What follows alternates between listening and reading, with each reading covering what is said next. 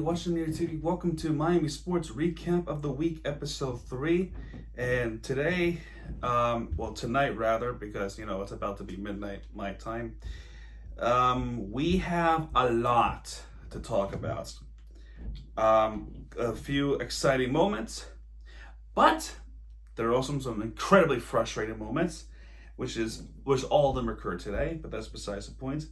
And we're not gonna waste any further time. Then we're gonna talk about soccer. So the first game I want to talk about first is Miami FC on September 2nd. They go into Tampa Bay where they face the Rowdies, and then when they were getting ready to try to rebound the loss against I think it was Charleston. I'll double check right now. And indeed it was Charleston. So coming into that day, they're going against Tampa Bay, the top team on that division, and only to get destroyed.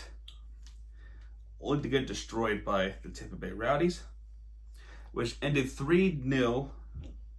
And that's really all you got to know about that game. That game was a slaughterhouse from the beginning. Miami barely had any possession of the ball. And in the 39th minute, Jordan Scarlett from the Rowdies, number 5, scored the first point.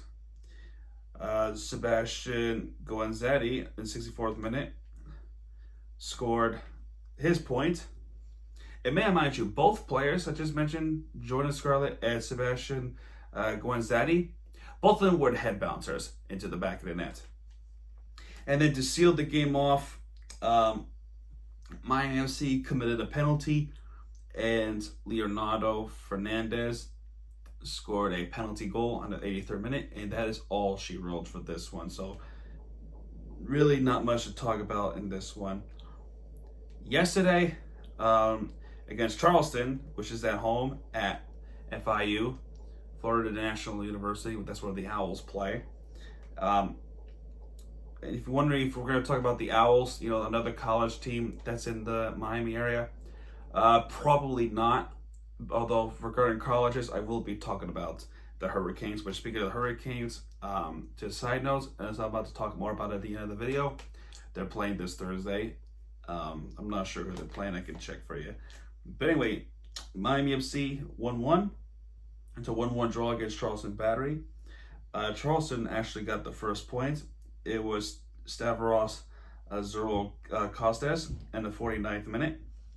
A couple of injuries there and there. I think there was an escalation in this game.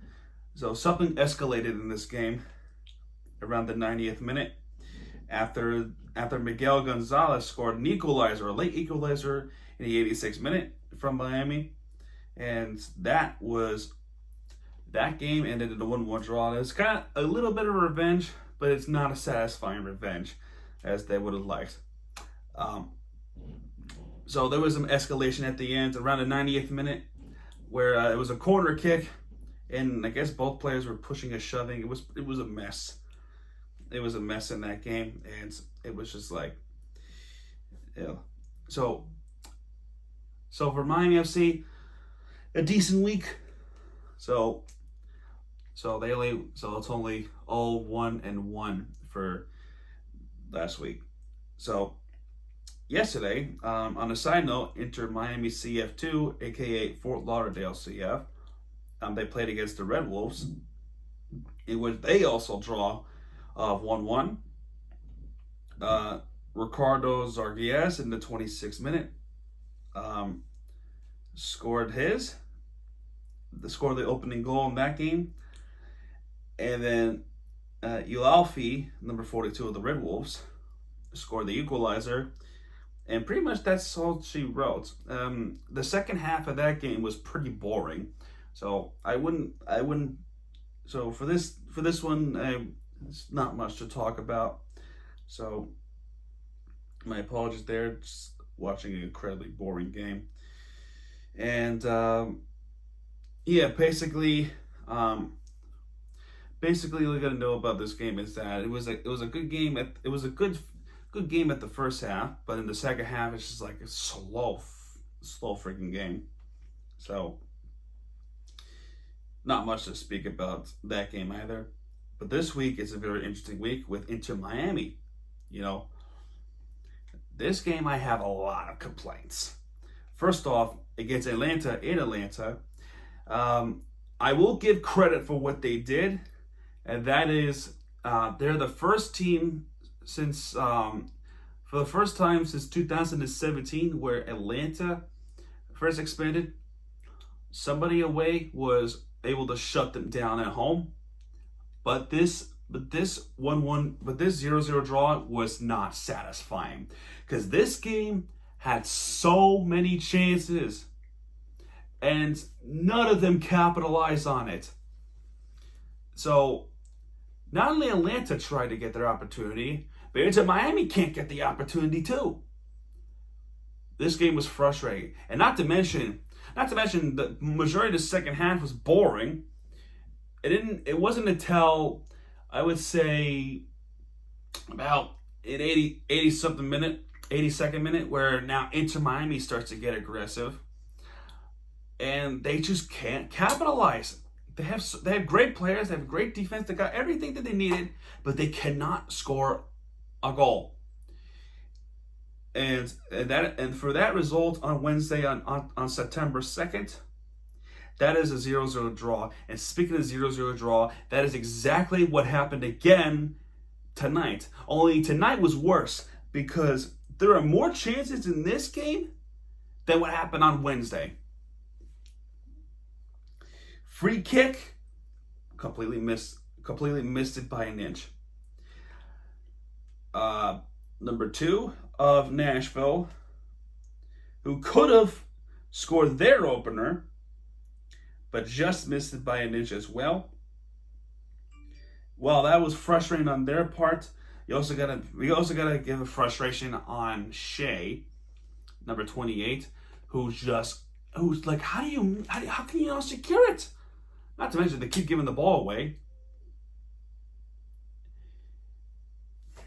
All you gotta know is that game was.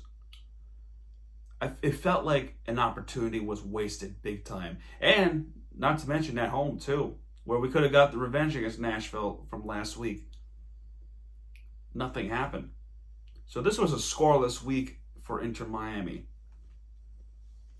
and that was frustrating. Their next game is on Wednesday, September 9th. It was the game that was postponed back at August 23rd, 8 o'clock p.m.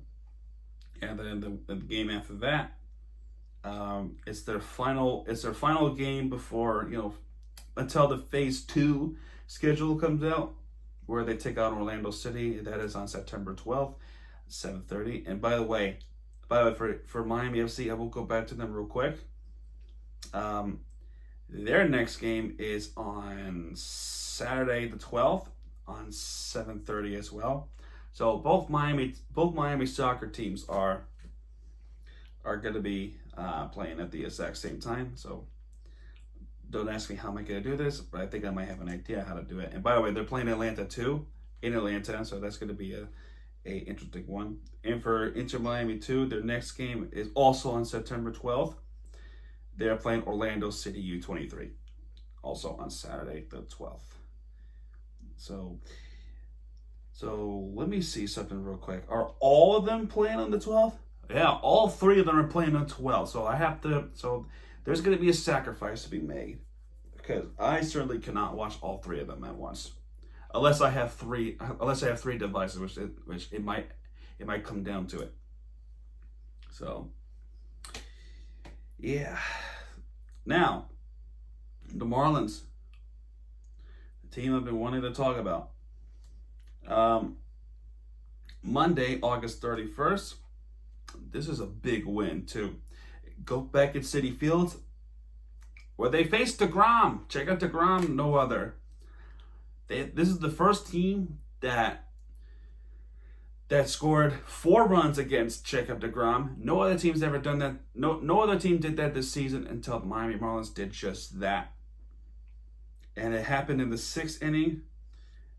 And the person who you think is Garrett Cooper, who homered to left, and then Lewin Diaz just break it out, and then eventually take the lead by scoring from a Miguel Rojas single to left. So that is a great game that happened on Monday. Alfaro's doubled after the Cano home run. Brian Anderson was able to seal the fate against the Mets in the 8th inning, and the final score was 5-3. So that's a big win on their part. Another big win happened a night after against the Blue Jays, where, oh gosh, they're at home. You know, this is good. This is not going to be good. They're going to play at home, and then they're going to stink, and they're going to blow it again, as always. Nope, not on Tuesday night. From Monday, they traded away Jonathan Villar for the pitcher, and then a big trade pickup from the Diamondbacks was Starling Marte. So he was able to make his Marlins debut on Tuesday night, coming from a Jonathan Villar grounded to second. It was Biggio that scored, and the Blue Jays take their lead. John Birdie was able to score an equalizer home run in the 3rd inning. Fisher hit a sacrifice fly to left for the Blue Jays. Garrett Cooper, big hit. And in the 8th inning, we got to see a big home run to left center by Starling Marte. This is a 438 feet home run. And that is all she wrote for Tuesday night. And that was only their 2nd home win of the season, beating the Blue Jays. Now, you would think that all that momentum is shift by that point. That did not happen at all on Wednesday night. Unfortunately, the tables had turned for the worse on Wednesday night when the Blue Jays were able to hit a 2-run homer, and that was Vicky Guerrero Jr., a big guy who can hit home runs. This kid is something else. So he was able to hit a good home run, which ultimately sealed the fate for the Marlins. And the Marlins was trying to score their run, which they did in the bottom of the 5th by Garrett Cooper hitting a single to center, and Birdie was the one that made it home. And since then, it was like the rest of the game was boring. Both pitchers were magnificent that game. So there's that. The pitcher of that game, who only gave up that 1 home run for the Marlins, was Sixto Sanchez, who struck out 5 and pitched 7 innings. This kid, Sixto Sanchez, player to watch, I guarantee it. Another player to watch for the Marlins is Pablo Lopez, who has a good command, but he needs to take a deep breath, and that's exactly what he could not do on Friday night against the top team in the AL East, the Tampa Bay Rays. The Marlins were going into St. Petersburg to try to make a big series out of it. So Friday night, the Rays were able to pick up their run, and Dickerson homered to left. That scored an equalizer. Aguilar hit his home run on the 4th inning, which takes the lead. And then Kiermaier was walked, and then everything else went to crap on Friday night. And things did not go well for the Marlins, as it was 2-5. Then I think the bases were loaded that game. If not, that there was about 2 men on. Birdie hit a double to right center, and Brinston and Alfaro scored. And then a big swing and a miss happened in the 5th inning. And rest of the game, inconsistent strike zones.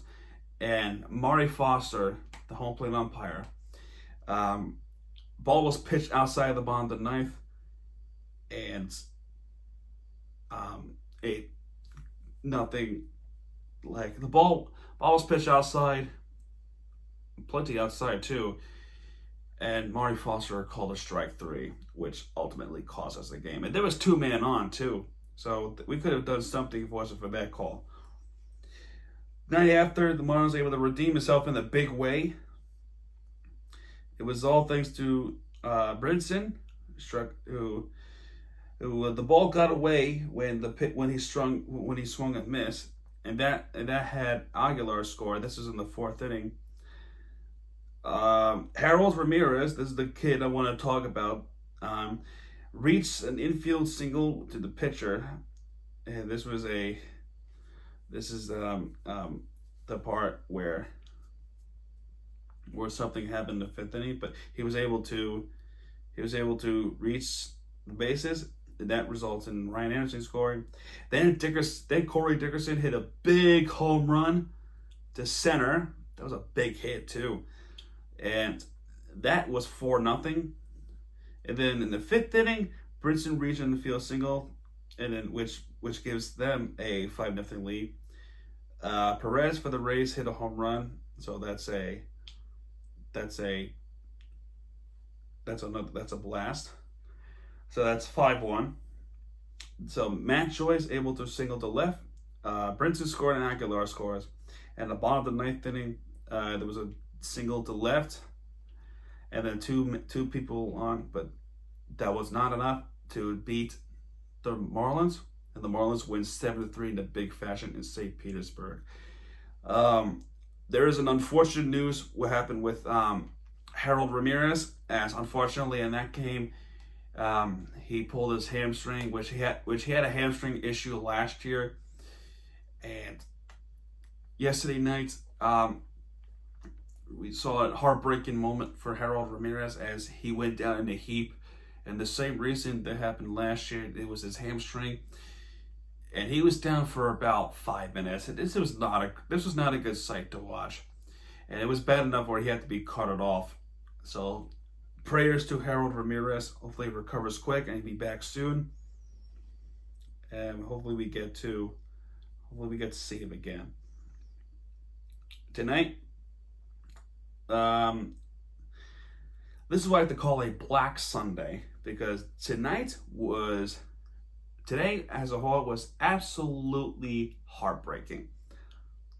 And part of the reason I talked about was Inter Miami cannot score a goal, neither could Nashville. So it sucked. Today absolutely sucked. Marte hit a home run in the 1st inning. Then Zarina hit an equalizing home run. Actually, let me scratch that.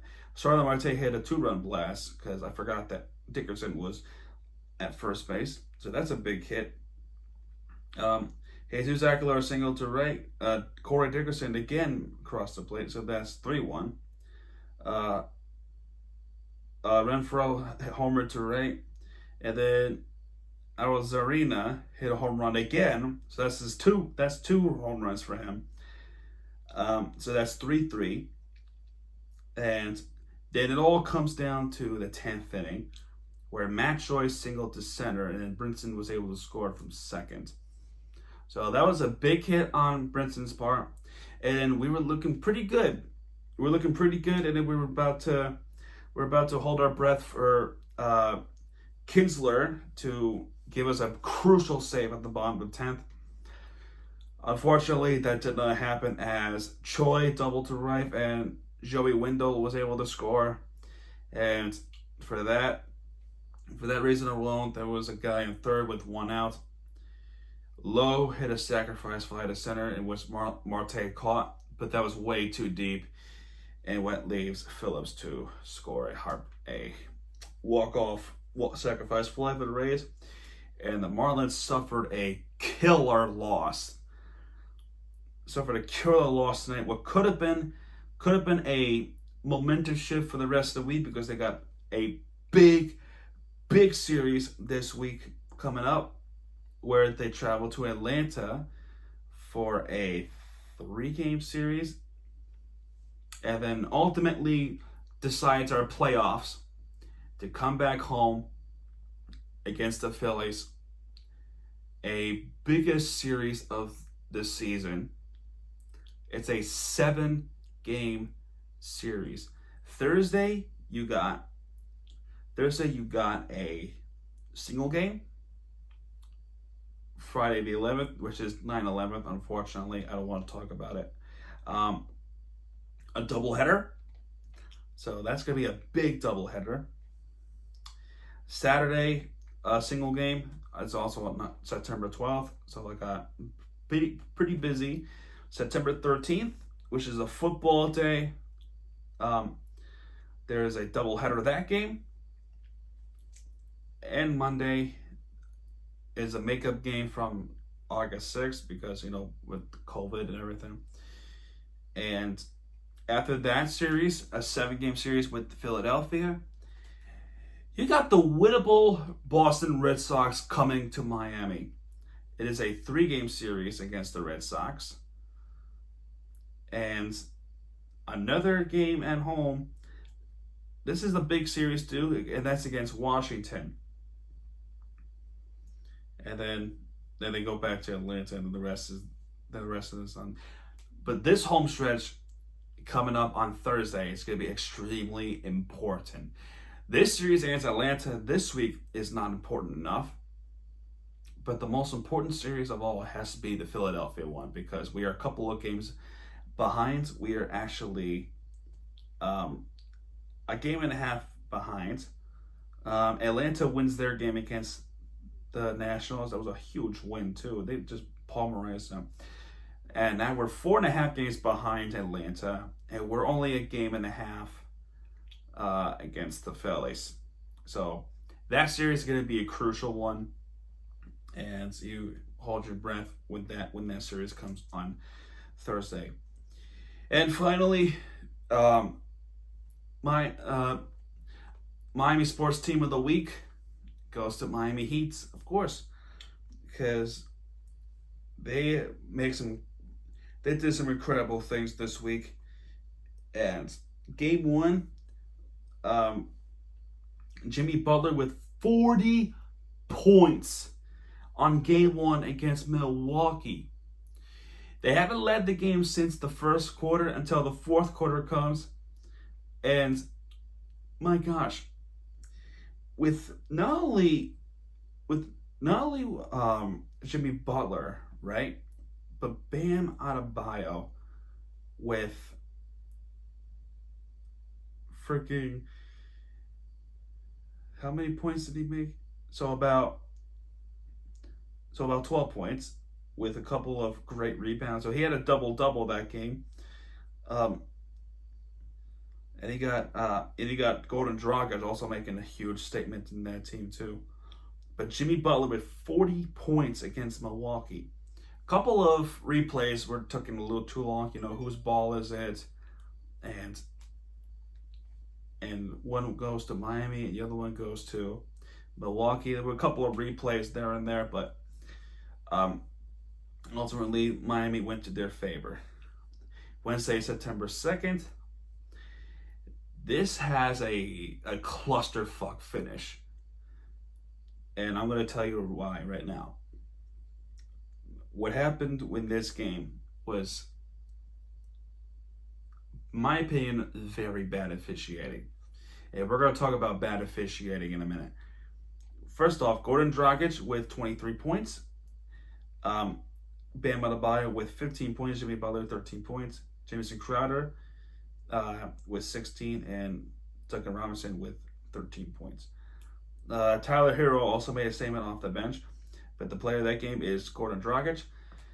Now, in the fourth quarter, there was not one, but 2 very bad calls. And ultimately, that ties the game. After what questionable decision Jimmy Butler made, which he could have, so he held the ball, and there was like 3 guys on him, but he decides to pass the ball and hope for the best. And then the guy lays it up. On that play, he could have easily called a timeout because they had a timeout left, but he didn't. And as a result, a foul was whistled. It was a bad foul too. And Milwaukee was able to equalize with 1:14. Then Jimmy Butler had the ball, and their foul, they only tapped the guy on the rib, which is a slight tap, and they called a whistle on Milwaukee. And with zero seconds on the clock, Jimmy Butler is able to score a walk-off free shot, which is a clusterfuck. You know, it's a buzzer beater on a free throw. Name one time you ever seen that in a day of your life. Not me. Man, that day was something else too. But what a clusterfuck finish this was. Game 3 on Friday the 4th. This game had some anxiety because they were essentially losing the whole game. They were down by as many as 12. And then in the fourth quarter, Jimmy Butler coming in clutch once again with 30 points to take the lead. And when Milwaukee scored their 100 points, Miami was all over Milwaukee. They were all over Giannis with these plenty of steals. And then free throws, and then 3 throws, and then when the clock was winding down, they fouled it off to Crowder, which ultimately, if he makes these 2 points, because he's not very good on the line these days, he makes 2 of them, and the game was history. Final score when that game was 100-115, and just like that, they were up 3-0 in the series. And tonight, they had a big opportunity to go for a spectacular sweep against Milwaukee to ultimately go to the Eastern Conference Final, play against Toronto or Boston. Unfortunately, it has to wait till Tuesday as they just lost in the freaking heartbreak as this was in overtime against Milwaukee with Jimmy Butler. Actually, Ben Adebayo had a great game. Scored 26 points. That game, the first quarter, Giannis actually left the game early because of his ankle. So prayers to Giannis Antetokounmpo. That was unfortunate what happened with Giannis, but for the rest, this is what gets me, right? This team couldn't win with Giannis on the floor, and now with Giannis gone, they just pulled it off in overtime, just barely, in overtime, where the Heat could have won the game without Giannis. Also, if it wasn't for that one thing. And this is what pissed me off the most, is that they overturned the call that was clearly a foul. He hit him in the elbow. He hit Jimmy Butler's elbow. And that call was overturned. And that sucked. That right there cost us the game, essentially. That was a bad call. You want to talk about bad calls? That was a bad call. If somebody makes an excuse saying, because the ball was sent out of bounds, you gotta be dumb and naive to not see that it was a foul, because that was clearly a foul. How do you not see that as a foul? That right there, those referees should be fired, because that was bullshit. And as a result, now I have to not get into panic mode, as they could come back from a 3-0. Nobody's ever done it before, but it's the NBA, so you never know what happens. You never know what happens anymore. You know, think of the Warriors back in 2016. They had about 73 wins. They were up 3-1, and the Cavaliers ultimately came back to win that championship. So nobody knows what's going to happen. So now this is a big week, not only for the Marlins, but also the Miami Heat. It's a big week altogether for the city of Miami. A big week. They cannot screw this up anymore. If they do, there's going to be a riot in Miami, I guarantee it. With the Heat, at least. With the Marlins, you don't have to. But with the Heat, you got to win. If you're up this much, you got to win against Milwaukee. If not, well, I don't know what to say anymore. But you know what? I truly believe that they could. They might. They might come back and then beat them 4-1 or maybe even 4-2. Nobody knows. But ultimately, if it comes down to Game 7, it comes down to Game 7, and that is when I will truly have a heart attack. But yeah, there you have it. That is my sports recap of the week, episode 3. Next week we'll be talking about the Miami Dolphins, because next week is football. Their first game, I will tell you that right now, because earlier I mentioned the Hurricanes. On Sunday, they are facing against the Patriots at 1 o'clock. So that's going to be automatically a big game, and that's going to be in Foxborough. So whatever happens that week, happens that week. Hopefully the Dolphins win against the Patriots with, Cam Newton on the quarterback. Ryan Fitzpatrick is also QBing. So a new season altogether. So I have no idea what's going to happen with that. Now, the Hurricanes, so they are playing on September 10th. Actually, let me double check. That game might have been postponed. Or actually, I'm looking at the top 25. The Hurricanes are not on the 25. Yeah, there we go. September 10th, they're playing at home against UAB, which is, they are the Dragons. They had the Seattle Dragons XFL logo, kind of. Yeah, that's their first game. It is on ACC Network, and it's at 8 p.m., the same time as the Texans versus Chiefs game, roughly. So I'll be watching that game. It's going to be a good game to watch. And hopefully the Hurricanes come out with the win. And yeah, folks, regarding with that COVID situation and college football, I don't think they should play, but they're playing. Gotta deal with that, I guess. But yeah, there you have it. That's my sports recap of the week, episode 3. Next week, we'll be talking about the Dolphins and, of course, the Hurricanes, as I previously mentioned. If you like this video, please hit that subscribe button. I am sorry that was a long video. It's a 33-minute video, too. But that is going to be all for this week. Like this video, please hit that thumbs up. Subscribe for more talking about Miami stuff. Mirror TV show. I'm not sure when that's returning, but it'll probably be returning pretty soon with a little twist, and that is that no more live streams. It's just going to be me talking, and Mirror TV show will be strictly talking about everything else except Miami stuff, because Miami is my sports recap of the week. And yeah, that's going to do it. This is Mirror TV signing out. Have a good night. Let's go Miami. We're going to win. And yeah, folks, see you soon. Good night.